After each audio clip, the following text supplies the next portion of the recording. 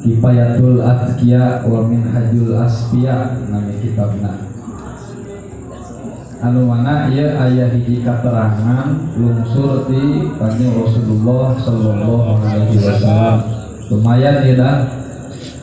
Bismillahirrahmanirrahim. Saur Kanjeng Rasul, qala Rasulullah sallallahu alaihi wasallam, man shalla alayya sholatan wahidatan lailatal jum'ah au yaumal jum'ah qadallahu lahu mi'ata hajatin min hawaijil akhirah wa talatina min hawaijid dunya.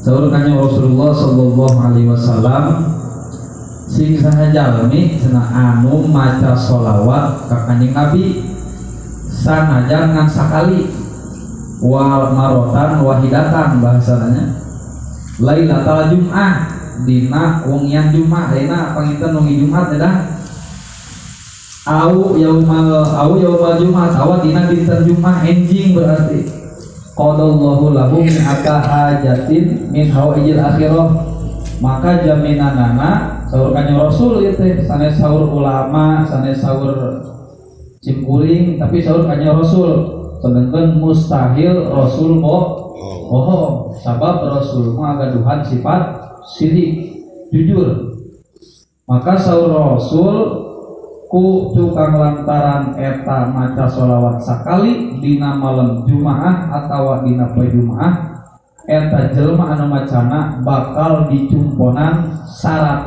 hajat min hawaijil akhirah, 100 kabutuh tina pirang-pirang kabutuh anu bangsa akhirat. Nah mudah-mudahannya ayeuna kuasilah urang ngariung di atawakal nembe maoskeun sholawat sanes sakali malahan eta mah. Jadi ayat 2 berarti tanya 100 kabutuh akhirat sareng 30 kabutuh dunia. Eta teh lamun sakali maca sholawatna komo lamun langkung ti sakali. Tapi sim kuring mendakan deui dina kitab Khazinatul Asrar sami nerangkeun hadis nu ieu eta disarahan dijelaskeun ku para ulama dina hartos tina saur para ulama upami telepat sakali didinya teh sholawat anu mana eta sholawat teh osok didawamkeun ku urang.